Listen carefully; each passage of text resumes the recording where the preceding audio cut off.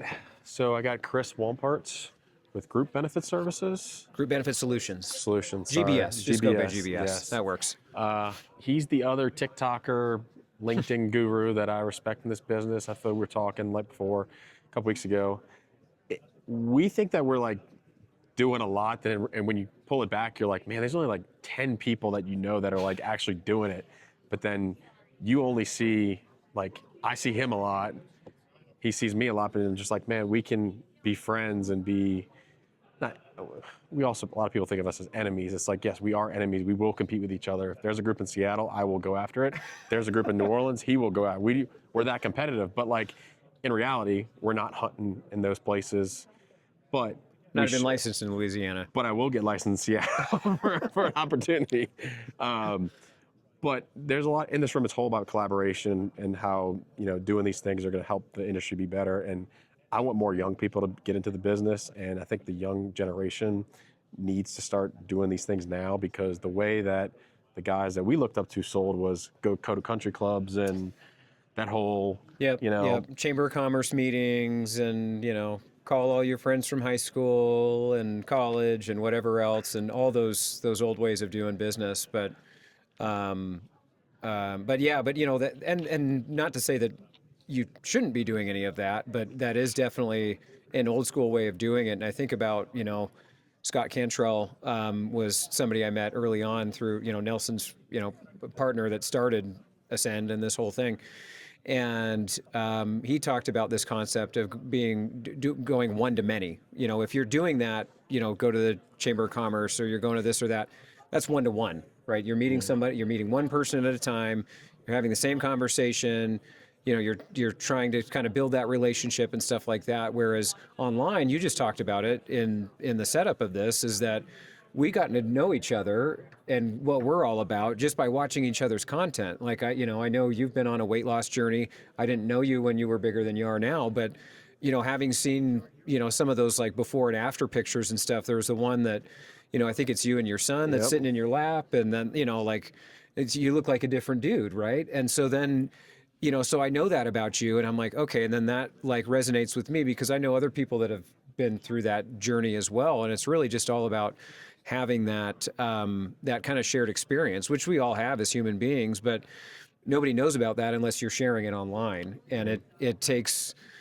some balls to do that. But it also, I think the other point there that I kind of heard you touch on is that you got to be consistent, right? You got to do it on a regular basis. You've got to have things going out, maybe not every day, but certainly every week. You've got to have some kind of content that you're pushing out there as a way to let people engage with you, get to know you.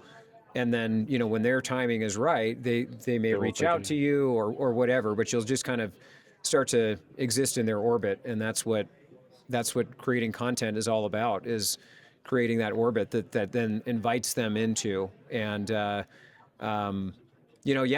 really does. It takes just some initial gumption, and then it just takes that consistency to keep doing it. Well, I want to share the story because we actually met at a conference. I forgot the conference last year. Was you Powered? I think it was you, Power. I thought he was somebody else, and I went up to him and I was like, "Hey, man, like, nice to talk to you again." And like, he's like, he kind of played it off, but then like, I honestly see his stuff on TikTok more than LinkedIn, just because I think I'm on TikTok more, to be honest. It's very addicting. Same. And there's other stuff besides healthcare I want to pay attention to. Yeah. Like I like the food recipes, things like that. Oh yeah, yeah. So it's just ironic that like we're both on LinkedIn a lot, but we see each other more on other platforms, and that's our target audience is not going to be on TikTok, but no. I mean, it's all going to feed to the mother of Google. That's my thought process, is Same. like, I want people to know me as a person, and maybe something triggers in their brain like, hey, my cousin was bitching about his company's health insurance renewal, and like, I saw this guy on TikTok that may help. Like, that's how I don't know if you know Alex with EV Auto. He's kind of big on TikTok, but he's about Teslas and Rivians. He's a used car salesman. Oh, okay. I've seen a few guys that have that are very funny. They use a lot of humor and all this kind of stuff. I don't know if he's the same as some of these others, but anyways, I know in the types. Utah, like 10 minutes away. And I'm even better. I need to buy a car for some tax purposes, but I reached out to him like, hey, I'm going to be in Utah. Can I come test drive a car? And it was purely because of social media. Obviously, I think I'm going to probably buy a car from him, but like honesty about the car business has drawn me to him. And I think what Yeah. me and you do well is that we are transparent about how the healthcare system is screwed up. Yeah. And people trust us because we put ourselves out there, not because we're the best insurance consultant in Yeah. the country. Yeah, yeah, no, that is definitely true. I am far from the best consultant in the country, but to your point, yeah, we definitely we talk about these things, and we certainly highlight case studies where it's appropriate and stuff like that, and those tend to play well, as well. But yeah, no, there's nothing new under the sun. It's just new mediums, new technologies that make things seem new, but we can leverage our stories, and we can leverage some of the things that we learn at these kinds of conferences, and create content out of it, right? And what it allows you to do when you've done that, when somebody's kind of vicariously or from a distance getting to know who you are, it then it almost creates a magnet, because then it's like, if I see somebody that's paying attention, or I connect with them on LinkedIn or whatever, I might, if at some point, if Facebook pops up and it's a suggested friend, it's like, all right, yeah, I know this person, I met them, whatever. Then I maybe get them into my email list, and so I'm like hitting them with all these different mediums, because they might favor TikTok over LinkedIn, and again, if you're kind of using all these different mediums to connect with people, you don't know what their preferred one is. You do a lot of live stuff, which that's been I've never done it. Oh yeah, But yeah. like, I don't even know how many viewers you get, but regardless, you're doing it. And people, like, I called him, was like, hey, you're the guy that does your recordings live and in your studio. Like, people start to associate you. Like, if I wear these, this is the second time I've wore these pants at a conference. Like, pretty soon it's going to be like, oh, that's the guy that wears the flower pants the first day of the conference. Like, it's just subconsciously people start to recognize, like, Mr. Pink, like, he does his thing. That's, Right. Yeah. like, it's, you want to be associated with, your brand is something that, like, if I put this water bottle in every one of my videos, but oh, that's the yellow water bottle guy on the internet. Yep. They're going to Google that, and you may pop up. And that's what I'm trying to do with, like, the fitness side to CrossFit to family life, is like, I'm going to post something that somebody is going to resonate with. And if they resonate with a Whoop device knockoff more than, yeah, that's your latest thing, isn't it? 100,000 views in 3 days over this $100 device. And I see you have I think a Garmin watch or something I like do. that. Yep. Like, if someone reaches out to me like, hey, I'm actually going through, like, looking at watches, like, what do you recommend? Like, I don't know, like, call that guy, like, he's got one. Yeah. Like, that's how we buy stuff nowadays. Yeah, that is so true. Yeah. We just ask our friends and family, like, oh, hey, I need a plumber. Yeah. Yep. Like, who do you know? Like, maybe the plumber that's been videoing himself, like, doing faucets. There's this guy I'm following TikTok. I think it's called, like, My Dad or something, but his dad died when he was super young. He decided to record videos for people without dads, and he's just like, oh, I think it's called, like, Hey Dad. Yeah, I have seen that guy. Yeah, and he does a bunch of random stuff, right? Yes. Like, how do I fix this? Yes, yeah, it's always something like that where I have seen But him. no one cares about the insurance business, but they do care about their drug that they can't get covered. Right. Yeah. Like, that's going to touch them. They do care about the premium that they pay. Yep. And some of them have connections with the C-suite and be like, hey, I've heard about this international sourcing. What's that? Oh, we can't do that with your health plan. Okay, why can't we? Because you're fully insured. Yeah. Like, that's how it's going to start to evolve to employers, is like subliminal messaging. And the government's doing it for us with getting UHC on, oh, I'm sorry, I shouldn't say that word. With getting big carrier, I'll have to cut that, with getting people in Congress and grilling them. I mean, it's no default to them. It's just, people like Mark Cuban are making this industry more famous than it needs to be.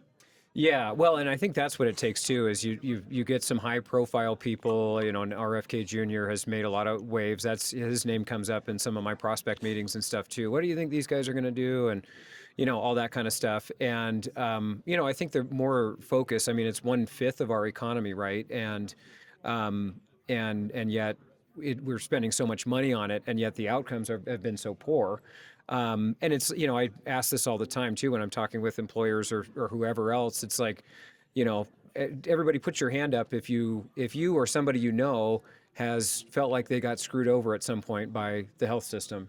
And everybody's hands go up, because either they themselves or somebody they know has gone through this. It's like this whole rat race of not understanding how the insurance works, and then not understanding how they can then, how they get access to care, and how they can evaluate those things, and how they can test quality and costs and all these things. And outside of people that are doing it in this room and at this conference, if you just have that big carrier card, you don't get that, right? If you were to call up one of those carriers and say, hey, I want to know not just who's in network, but who are the top oncologists, cardiologists, whatever, but who are the top doctors for my specific condition in this area, they'd say, well, we can't tell you that. That's against our contract.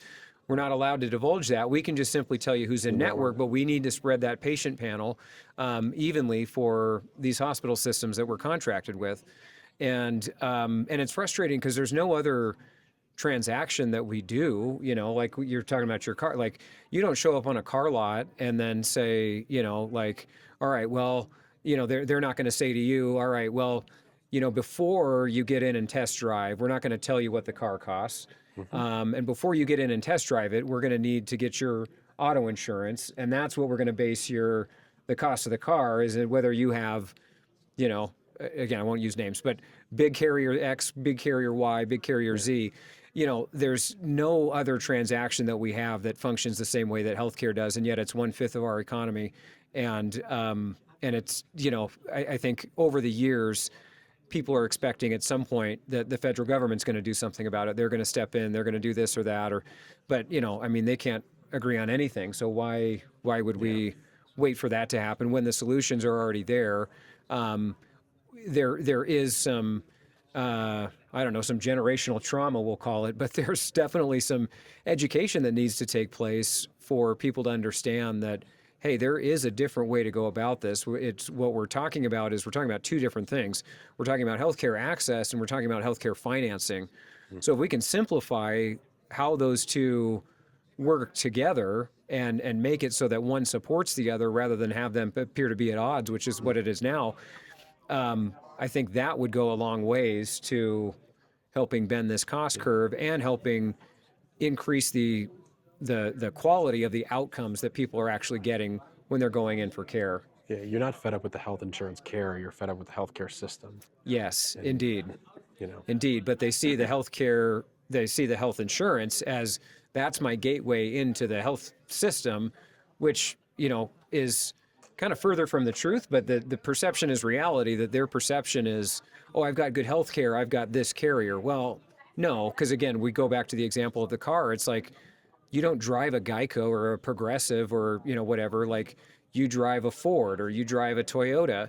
And yet, this perception that my health care is dictated by the insurance card that's in my pocket, it shouldn't be that way. Not in 2025.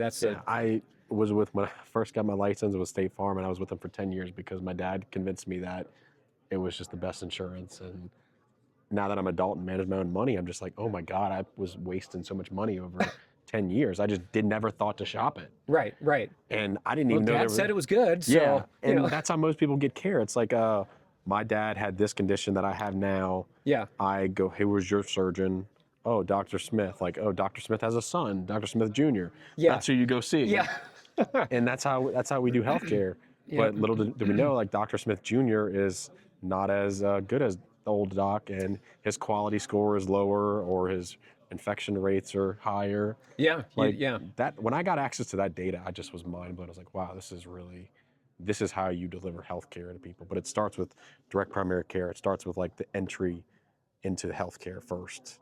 Then it goes into the other aspects. It does indeed. And I think it's not really that hard, especially in this day and age, to communicate changes to your employees. And that's where I find, we talk about a lot of these solutions, which are all great. I mean, there's a lot of things here that people talk about where they do bend that cost curve down. They do increase the quality and all those things, the transparency and all those things. But, I think the biggest thing is being able to communicate this to employees. And so having a system during open enrollment and even outside of open enrollment with new hires, or even just with your employees outside of open enrollment time, there's plenty of times we do communication campaigns where we're texting, texting and emailing out information, PDFs, Videos, those are always helpful. I mean, people love to watch videos these days. If you can send somebody via text message a video about this new medical management program or this new prescription drug program or whatever it is, it's going to be that much easier for them to use it when it comes time. And I think that's a big thing too, is really being able to communicate this to employees. And again, it all comes back to these there's plenty of videos that I've done because of not the content that I push out there, but it's like, if I have to make a video that's like bespoke for this one group, for this one little nuanced thing, we've done that. And it's super easy to do and straightforward. And again, it's a way that everybody's got smartphones these days, and they're getting that information in real time. They can easily watch it themselves. They can share that with their spouse, right? They can, anybody else who needs that same information. It's like they all get it. It's not going through multiple filters. It's, hey, here's the 2-minute video about AIM and Nurse Deb, right? So watch this, and then that you'll know what the process is. I call AIM, right? So we're doing that with a lot of different things, and so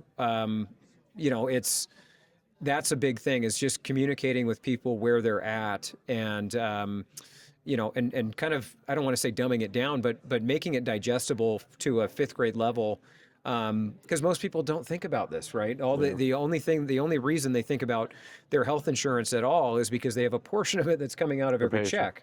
So if we can get them to just remember that when they have some sort of event or whatever, that, oh yeah, I just need to open up this app, or I just need to watch this video and call this number, or whatever it is. It's really that communication piece, I find, is the most critical, because again, we can have all the greatest ideas and all the greatest cost containment solutions baked in, but if nobody knows about it, they're not going to use it, and it's going to fall flat ultimately. Well, I know you talked with Stephanie Koch, and I just had talked to her briefly, but she actually said that she eliminated open enrollment meetings because it was a waste of time. And I think a lot of the big broker shops tout like, oh, we do these very nice benefit guides, our marketing department, where they're digital and they're cool, and we do these customized videos for you, which is basically pre-templated video with get to insert your client logo. And at the end of the day, people will just like, can you just record it for me? And I do it all the time too. Like, is that my job? I have people that do that for me, for my team, that should be doing a video, but I'd rather just record a 10-minute video to just say, hey, this is a general overview of the program. We're not going to go deep into it, but this is how it's going to work. And no one looks at the benefit guide. Nope. I love one-pagers. One-pagers are my jam. A one-pager with the cost and the numbers, that employee only cares about their paycheck and who to call when something goes wrong. Yep. They don't care about all these fancy tools and resources that we have. And a lot of brokers tout, we have our call center. Like, they just want to call the DPC doc and just answer. They don't want to have to go through all this stuff. Yep. So true. I think that's what you do well, is this, we got to meet people where they want to be met. And sometimes that's the broker, like me or you, taking control and just doing it. Yeah.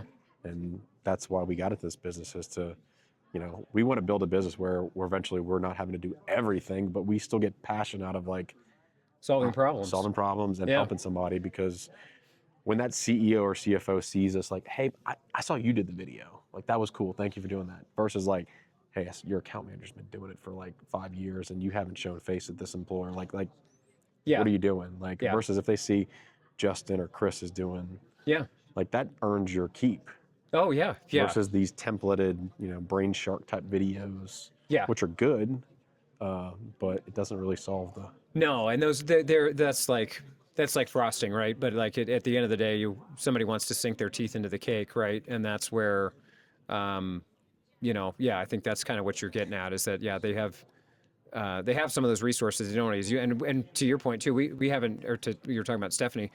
We haven't done, I'm trying to remember the last open enrollment meeting I actually did, which would have been well before COVID at this point. But we do, everything is through text message, email, blast, just blasting stuff out for however long open enrollment is. A lot of times it's maybe a week and a half, maybe 2 weeks for a larger client type of thing.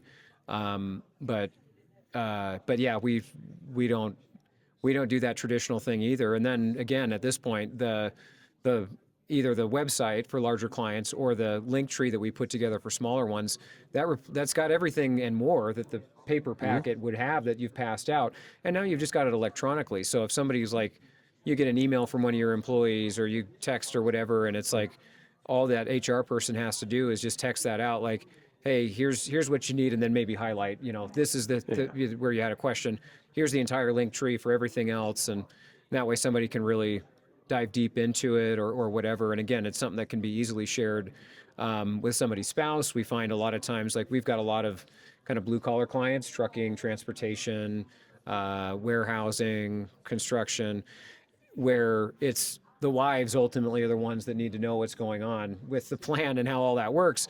And so usually it's them that ends up, getting that and engaging with our team and stuff like that. But again, it's so much easier because they're going to ask their construction worker husband about the benefits, and he's going to, oh, I don't know, let me see if I can find my packet, and then go into HR and ask for a packet. And then, like we can solve all this in, a couple of minutes. We don't need to have it drag on and on. Or you have like the captain of the crew that basically sells everybody the health plan. Like I used to have a fisherman client, and the boats, the captain would basically do our job for us and be like, you young 22-year-old, assistant, pick these plans. Yeah. And but they're doing the job of us. Like, we're just trying to educate people. But last question for you is to message to that 22-year-old broker that's fresh out of college, that is getting into the business, like, just don't do it. No, I'm sorry. be a carrier. I'm kidding. No, do it. Definitely do it. But go ahead, finish your thought. How do you have to evolve to get business in this new age? Like, do you think they need to double down on the social media stuff, or do a mix of it? Like, find what works for you is kind of my thought. I would definitely agree with that. You do have to. You can't be anybody else, right? You have to be yourself. And which sounds like advice you get from your mom, which you probably don't want, but it is sound advice. Because you can't be anybody else, and you can try to be other people. I tried to do that. I tried to be my mentors at times, people that I looked up to, and I just found I wasn't totally authentic. And the audience, your prospects, whoever, they can smell that, right? It's blood in the water for a shark, right? So I think you do have to. You have to adapt a little bit to your own personality style and your own, you do also have to get out of your comfort zone. I would say that's kind of the most important thing, getting out of your comfort zone, because that's where learning and growth happens. And there's going to be a lot of it in this business, especially, again, I'm speaking to a 22, 23-year-old person that's just getting out of college and getting into this industry. And you have to understand too that this is this industry. It's a really crappy job, but it's an incredibly rewarding, both financially as well as kind of your own purpose in life. It's very rewarding, but you gotta stick it out. You've got to give it the time, and I think the way to do that, and the way to market yourself and to connect with employers and connect with others out there, the most effective way to do that these days is through social media. Phone calls get ignored and screened. Emails get ignored, also screened.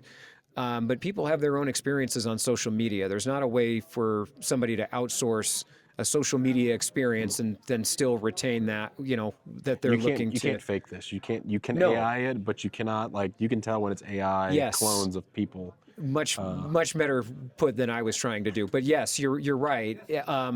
And again, what it does is it builds that personal brand, so that if you're if you're a broker now and you're at a certain agency, who knows if you're going to stay with that agency, but your personal brand goes with you everywhere you go, right? You still can have that same brand, and it can evolve and adapt and things over time. But that's something that you own free and clear, that whoever your employer is renting from you, right? You own your own personal brand. And so I think that you would be, I'd be remiss if I didn't say that you need to have this in as part of your weekly activities, that you're spending at least a couple of hours creating content, writing scripts, even learn some basic things about editing. I don't know if you've done that. That was something I did. I don't do a lot of that anymore, but I did it enough to understand what I wanted, right? With, as relation to captions and where I wanted, all those things. So I'm not saying necessarily do that out of the gate, but you've got to develop some kind of understanding about how you want to get your message out there and what you want your brand to be, and then be consistent with it. Like I was saying on the very front end of this is, the consistency of doing it over time is just as important as just staying in the business and keeping this going and not looking at this as a job, but as a career, and one that can be very, very, very purposeful and, very lucrative. So. Yeah, my final thoughts to the people out there, like the young brokers that I'm connected with, is like, you got to find something you're passionate about, and no one's passionate about insurance, but your human nature is to be passionate to other people. You should want to give more than you receive. Yep. In this business, you can give a lot to other people, and it's going to treat you well over time. I could tell you, I've gotten 2 leads from social media in the past 3 months, and both from states that I've never stepped foot in. Yep.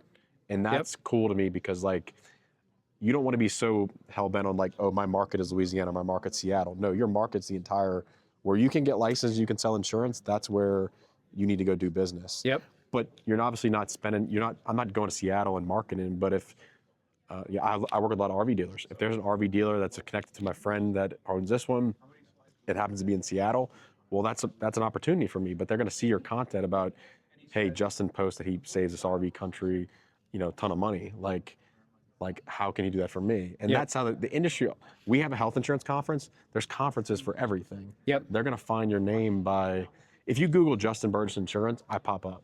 I would 100% bet that yours is going to pop up too. Yeah, I would guess so. Yeah. But it's also going to pop up with like, oh, my weight loss stuff, my kids, and your stuff as well, your personal stuff. And like, that's what we want. We don't want to be robots. Early on, I thought I needed to dress in suits and ties. And Same. like, now I see the conferences and I got guys with tattoos and, flower pants, and just like, be your own person. Like, my target audience is not law firms or accountant firms. Like, I love those people, they're great people, but that's not my target audience. I'd much rather the contract company or electrical engineering company with 100 employees. That's like, if we can save that company 100 grand plus, that's their money. Yeah. Whereas the law firms, like, we make a lot of money, it doesn't really affect our bottom line. Right. So I narrowed down my target audience, then just double down on that.